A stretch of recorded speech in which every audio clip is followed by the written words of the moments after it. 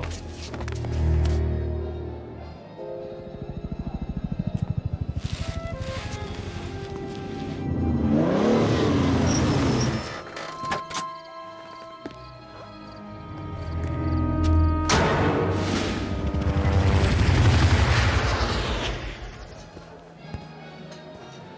May I help you? A dry martini. Shaken, not stout. Certainly, Commander Bond. Where is the girl? Elizabeth Stark, the Prime Minister's youngest daughter. We received word half an hour ago there might be another kidnapping attempt. Closer to home. She doesn't appear concerned. Why should she be, with 007 here to protect her?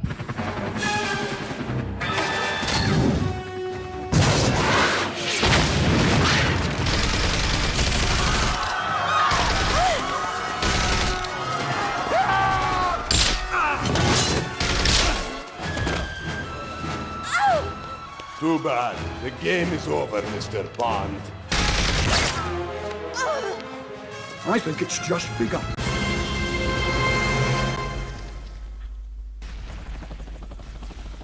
Hello and welcome to a little feature, a little new feature on my channel. It is called Nostalgia Trip, and it's quite simple really. It's where I go back and I visit some of the older games that I used to play, you know, on the PS2, PS1, maybe even further back. Ones that are stored in boxes, on the shelf, collecting dust, never seen again once you picked up a new console, or a new game for that matter. To me, I'd like it to be like a little moment to revisit some of those times in gaming where I would argue it was a little bit simpler. You know, there was no online, it was just you and the console, and oh yeah, and also I'm going to try and pick games that I may not do as a full-blown Let's Play, but ones that I played when I was younger and that I think I have some things to talk about and that I enjoyed, basically. Now, to debut this little series is, you probably guessed by now, From Russia with Love, which was released in 2005, and in my case on the PS2, starring Sean Connery as Mr. Bond, 007. Now, I've always liked James Bond games. I mean, there's always GoldenEye. Everyone mentions GoldenEye back in their childhood nostalgia. You know, playing on multiplayer. And that game always used to creep me out a lot, though. But yeah, it was a really good game. They say it shaped first-person shooters anyway, didn't they? So, and there's also been a couple of others as well. I think there was a game called Everything or Nothing as well that with Pierce Brosnan that I quite liked. If we're being honest with James Bond games, they've never really been as good as, you know, they could be. They always feel like there's something missing and you don't really get the whole Bond package, as it were. That was especially the case with Quantum of Solace on the Xbox 360, which I bought and played. It wasn't very good. I mean, I can't really explain why either. It was just, I probably could if I thought about it more, but it was just a bad game, and that's the reason why I haven't got the newest Bond game called Bloodstone, I believe, because it looked exactly the same as Quantum of Solace. But let's leave that now. Actually, talk about the game that you are watching at the moment, From Russia with Love. I bought it not only because it had Sean Connery, although I'll get onto it later that Sean Connery isn't actually my favourite Bond, but From Russia with Love is one of my favourite Bond films. It's got to be in the top 3.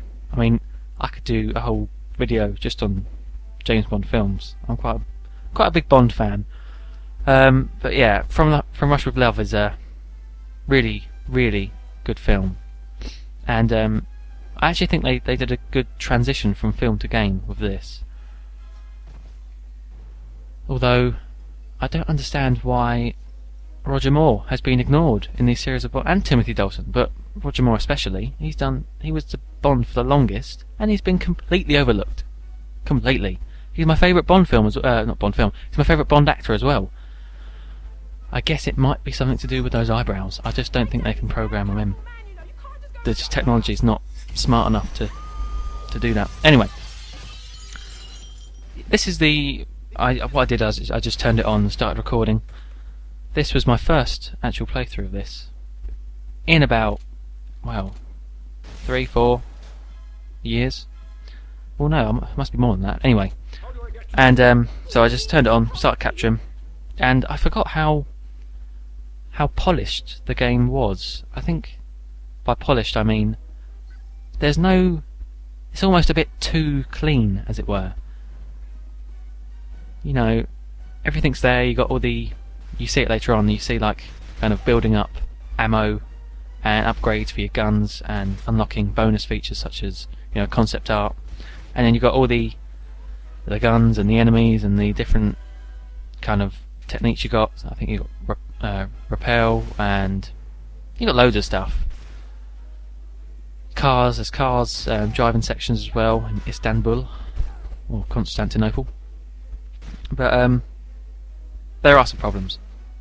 But we'll stick with the pros for the second. Now, this opening mission.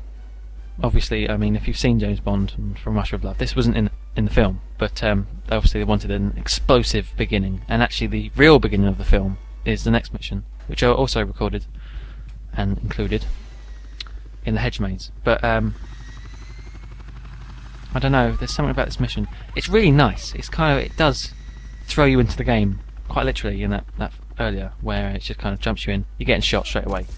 But it was a very nice looking game, and I think this first level showed it off quite well. I mean, especially this bit here, where you are jetpacking around Big Ben, shooting people, blowing up stuff. It's very, very Bond-esque, isn't it?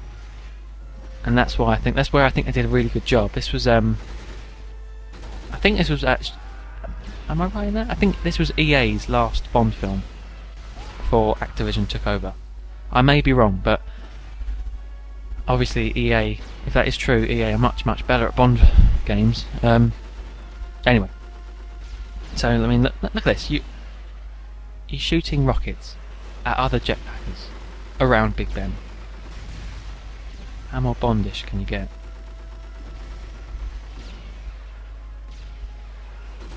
One problem though, however, is you know, they actually got all the trouble in to get Sean Connery to come in and speak the roles and record his lines. I mean, it must have been years and years. I think that, well, the last time he must have done anything properly Bond and not just a joke was when he done that terrible, terrible movie Never Say Never Again. I mean, he was getting on a bit there. And that was in 1981, I think, or something, in the 80s. So he's come back and he's recorded these lines, and I think I can imagine exactly what's happened. And that is that he's come in and he's recorded his lines in his natural Scottish accent, and the producers or the game developers have been a bit too scared on how to tell Sean Connery to speak like Bond. So they've just said, "Oh yeah, that's great." So you'll find that he's very, very Scottish in these cutscenes. And I'm sorry, isn't this bit exactly out of Die Hard? I'm sure, was it Die Hard 4? Had that exact same premise about going through a helicopter, or was that a car? Anyway, so yeah, so the opening mission, it's very, very easy. That's the problem. I mean, they have. Oh, hang on. Before I just talk to this, let's just talk about this bit, because I know this is going a bit everywhere, this commentary, but let me just stop here, because they've done a very good job with this. I'm not sure that all Bond games have a kind of proper opening, but they've done a very good job with this one. In fact, I'm going to be quiet while it's on.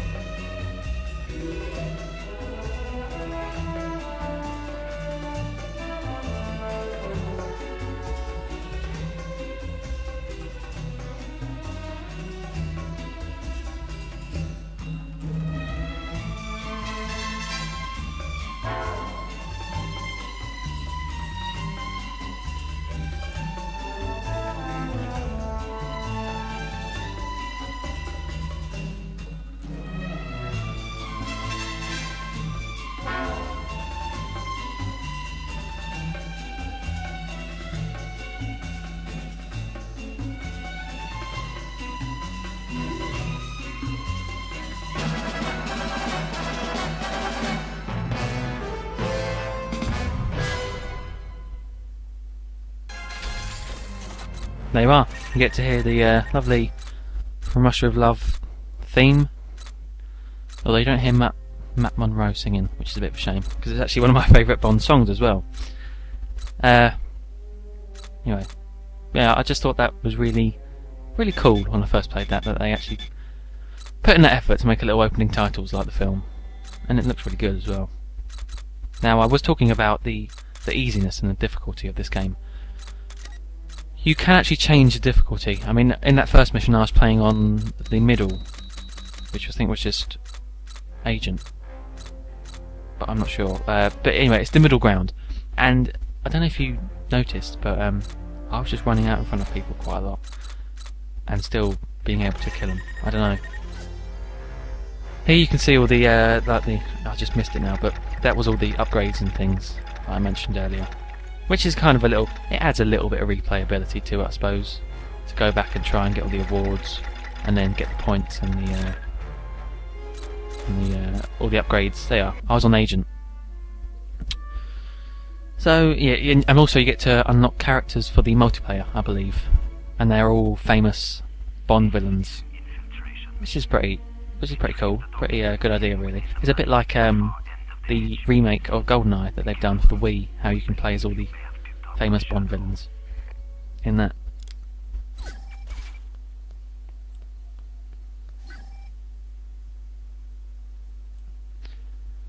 So I've went on to the middle difficulty on this, and although it does seem maybe a bit too easy, these are only the first few missions, aren't they? So maybe that's something to do with it.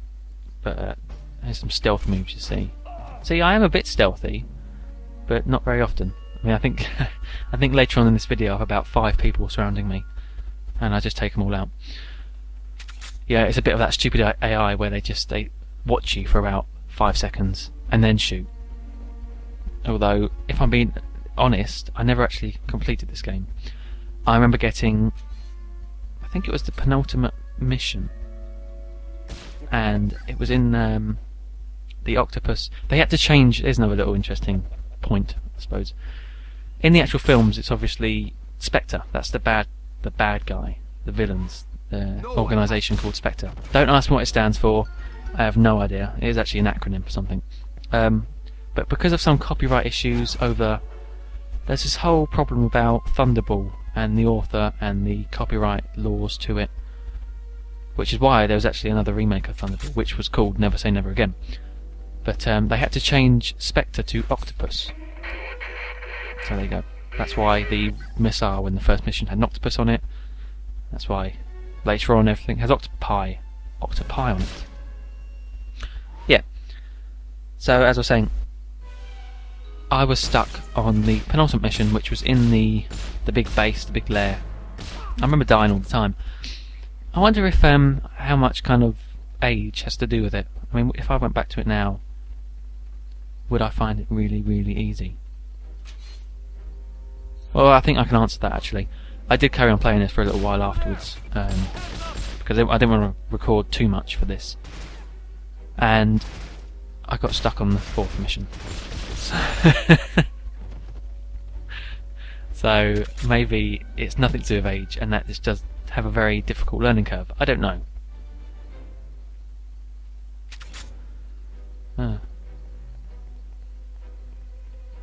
Now, in the hedge maze, this is actually from the mission, from the film, this mission. And so, here's a little spoiler alert for you all. You're not actually playing as James Bond in this bit. I know. Now, this game, when it comes to things like graphics, I mean, I've said that the graphics are good, and they were good for when it came out. I mean, 6 years ago now it came out. But there are some kind of dodgy-esque animations and just things that don't seem right. I mean, the controls aren't great. I mean, nowadays people would, and this is really creepy, really creepy how it just keeps on popping up and then running away and laughing. Anyway, a lot of people nowadays would moan about the lock-on because, you know, I don't know why, but ever since Xbox 360, people have just moaned about lock-on. A lot of people moaned about Red Dead Redemption and lock-on. I actually thought it was quite good. But back in the PS2 days, this was fine. Now, I was saying about the controls. I mean, there's lock-on, but also it's a bit sluggish. It's a bit sluggish, I'd say. Bond moves quite clumsily. I think I mean, I don't really know how to put it. It's fine. I mean, the controls fine. There's no amazingly bad flaw in it. Let's just put it that way. It's not going to ruin the game, but it's just you'll find yourself bumbling about quite a bit when there may be a few enemies on screen, and Bond's just running in circles because he's quite slow. Here's that moment where there's about 5 people all around. Well, not 5, but it gets worse, and they just kind of watch you, and then no. That's they're called Bond moments, I believe, where you no, they're not. Sorry, but you know, they're just quick time actions. I really hate those. I hate those. I think that's such a cheap way. Quick time buttons. Now, let me talk a little bit about the rest of the game, because I'm afraid you only get to see the first 2 missions of this, and I think it does get better. It does get better, because the next mission is a driving one. Although I say it gets better, the driving isn't great. It's obvious that maybe this game bit off more than it could chew. You know, trying to do gaming, trying to do driving, and you know, shooting as well. But the driving elements of it are very dodgy. You're driving around Istanbul, and I mean, I remember when I first played this, and I thought, oh wow, they even give you like the Aston Martin DB5 to drive, and I remember being a little bit disappointed that all you could do is shoot rockets. And they did give them a little bit of credit. They did add the wheel spikes, but I wanted things like, it sounds a bit silly really, but I wanted things like, I wanted the seat pops up and out. I wanted rotating license plates, and I wanted some. You know, what else did that car had everything, but that's just me being a bit too Bond-like, I suppose. And yeah, there's another weird moment there if you noticed, where the weird, I can't remember what his name is in the film now. That's annoying. But the big Bond agent that big Russian agent, Spectre agent that goes after Bond, he keeps on popping up in this mission just to say hello and nearly shoot our heads off. Then he goes away. Oh, I was going to say about Natasha Bedingfield. Oh, what a shame I missed out on that bit. I'm sure you'd all like to hear about Natasha Bedingfield. Well, yes. If anyone actually remembers who she was, she was a singer. And she was the sister of Daniel Bedingfield. Yeah, remember him? No, I don't either. And they got her, of all people, to voice Elizabeth Stark, her name is, the daughter of the Prime Minister. Don't ask me why, I do not know why. I mean, just because people are singers doesn't make them voice actors. And her posh voice, you know, I don't know if you heard it, I might have been talking over it and being obnoxious. I'm sorry if I was, but her posh voice was very, very... they probably just said to her, okay, you're the daughter of the Prime Minister and you get kidnapped. And she kind of like, oh, you can't do this.